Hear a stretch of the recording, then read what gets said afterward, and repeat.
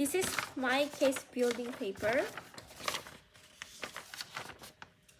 And I would like to start my speech in 3, 2, 1. The proposition argues that by implementing the system, the technology, they would be able to heal victims from physiological harms.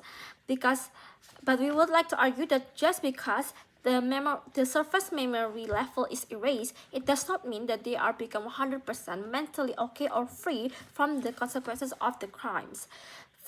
Victims of rape, murder, and assault have those experiences engraved to their subconscious minds, even if they forget it on their surface level of memory. But they still have it engraved to their deep levels of mind. Or most people would know it as the PTSD or post-traumatic syndrome disorder. This means that they can still feel emotional and physiological harms if something happened to triggers it. And it would be even worse because they cannot remember what caused these feelings to emerge. And because of that, they cannot be actually healed from it, because they keep in oblivion to this harmful feeling with no accessibility to actually heal from it. And we don't even need this technology to improve the victim health or to heal them from the physiological harm, because in the current status quo, people already create a whole of international organization to support victims of the same crime. They created a support community that helps the victims, that actually helps with their health, and would bring awareness for society, that society can learn and improve as a whole for the humankind. The proposition also say that the blame for the hatred and bitterness is not direct to the perpetrator, but it's because the victims need to blame for someone else for the crime. However, we would like to argue because the victim feels this hatred and bitterness because of the crime that had happened, which is instigated by the perpetrator. If the perpetrator did not cause this crime, then those feelings will not be emerged for the victim. This means that the perpetrator is still at blame, is still to blame, because the perpetrator as the actor do the action that caused the causations. And then the proposition team also say that the government job is to standardize the amount of retribution, including how much hate the victim should be able to feel, because hate is a negative net for society. However, we would like to argue that by using this mind eraser technology, the government have the ability to erase memories, which is attributed to the power of mind controlling abilities.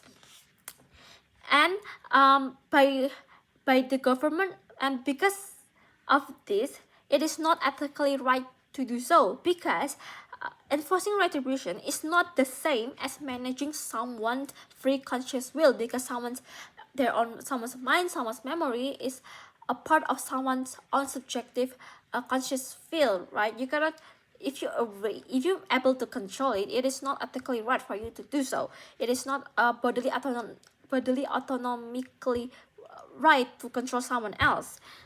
And the prison system is already a sufficient retribution given by the government by the fines and time someone has to sacrifice or pay for their crimes.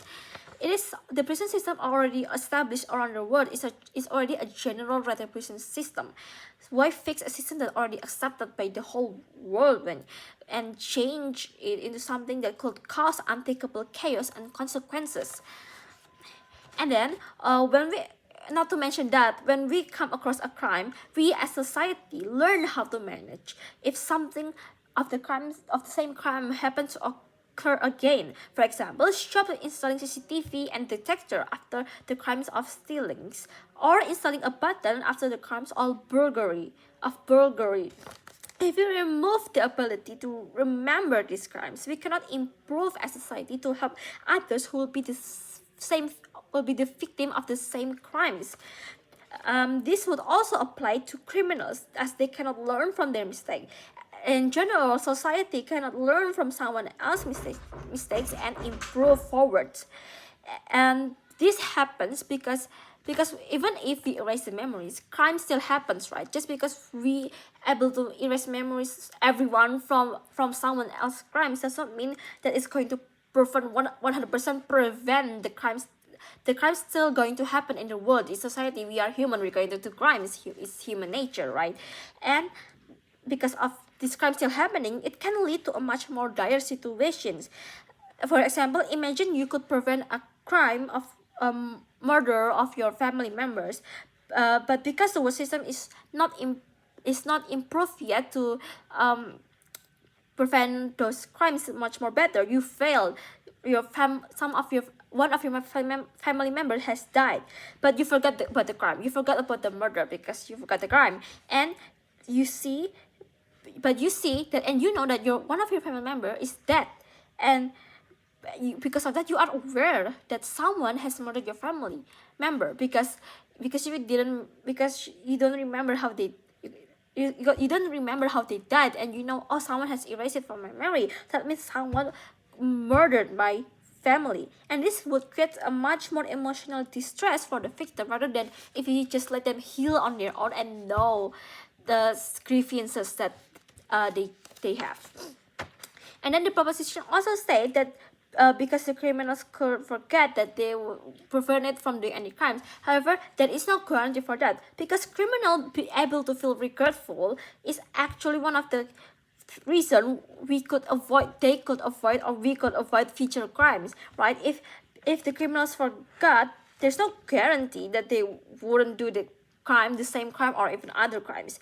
And no mention that we also have an official rehabilitation programs that ensure learning opportunities and communities to build out and to try to heal them together. Also, not to mention, in the society, criminals who are already enrolled in these rehabilitation programs gain much more sympathy from the society. And for the dire crimes that cause the most physiological damage intentionally, we argue that the consequences of the society ostracization is justified, as their crimes as rape, murder is already a violation of human rights.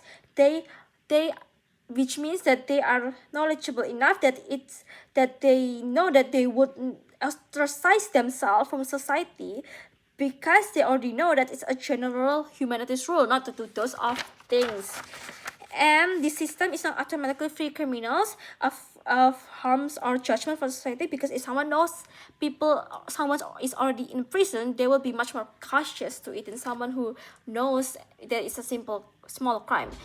Okay, that is my stance. Thank you.